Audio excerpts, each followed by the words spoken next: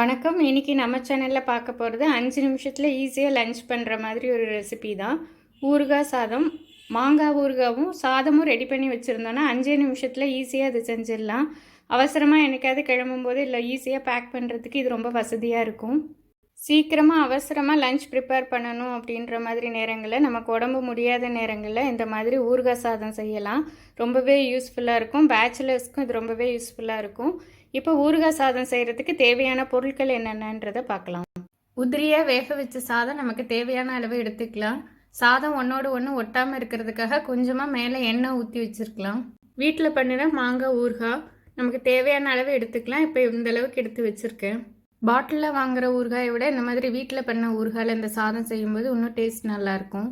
மஞ்சள் தூள் 1/4 ஸ்பூன், கடுகுளுந்தம் பருப்பு 1 ஸ்பூன், கருவேப்பிலை, வாசனைக்கு தாளிக்கிறதுக்காக 2 காஞ்ச மிளகாய் எடுத்திருக்கேன். ஊறுகாயிலேயே காரம் இருக்கிறதுனால இதுக்கு தனியாக நம்ம வத்தல் பொடி எதுவும் சேர்க்க போகிறதில்ல.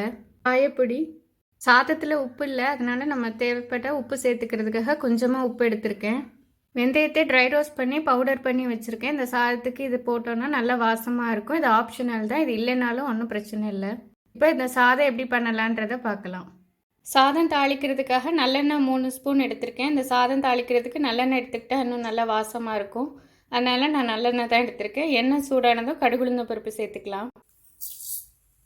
கடுகு பொரிய ஆரம்பிச்சிருச்சு. நம்ம எடுத்து வச்சுருக்கிற மிளகா வத்தலை சேர்த்துக்கலாம். மிளகா வத்தல் செவந்ததும் கருவேப்பிலையும் சேர்த்துக்கலாம்.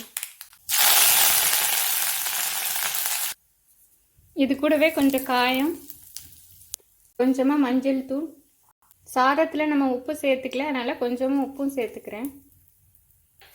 இது கூடவே நம்ம சாதத்தையும் சேர்த்துடலாம். சாதத்தை ஒரு வாட்டி நல்லா மிக்ஸ் பண்ணிக்கலாம்.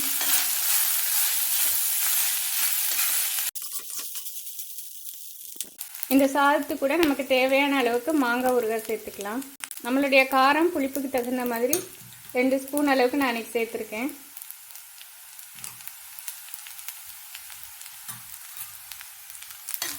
இப்போ இதை ஒன்றா மிக்ஸ் பண்ணிக்கலாம்.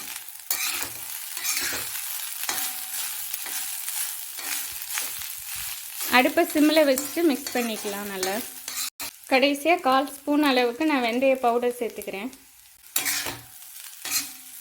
மிக்ஸ் பண்ணிவிட்டு ஸ்டவ் ஆஃப் பண்ணிக்கலாம். ரொம்ப நேரம் வதக்கணும்னு இல்லை.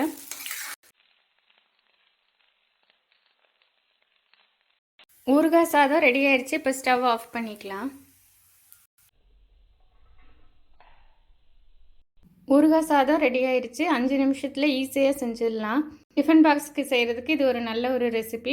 வத்தல், வடகம், அப்பளம் இருந்தாலே போதும், சாப்பிட்றதுக்கு நல்லாயிருக்கும்.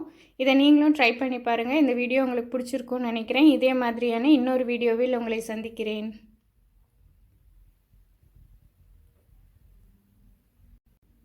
வணக்கம். இன்றைக்கி நம்ம சேனலில் பார்க்க போகிறது 5 நிமிஷத்தில் ஈஸியாக லஞ்ச் பண்ணுற மாதிரி ஒரு ரெசிபி தான். ஊறுகாய் சாதம்.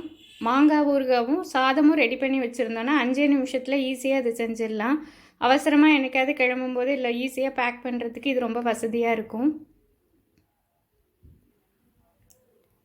அவசரமாக கிளம்பணும் இல்லை நமக்கு முடியாத நேரங்களில் இதை செய்யலாம்.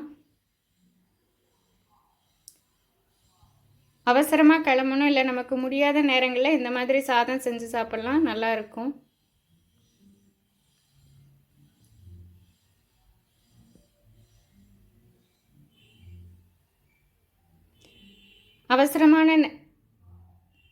சீக்கிரமாக செய்யணும் இல்லைன்னா நமக்கு முடியாத நேரங்களில் இந்த மாதிரி செஞ்சு சாப்பிட்லாம், நல்லாயிருக்கும். இது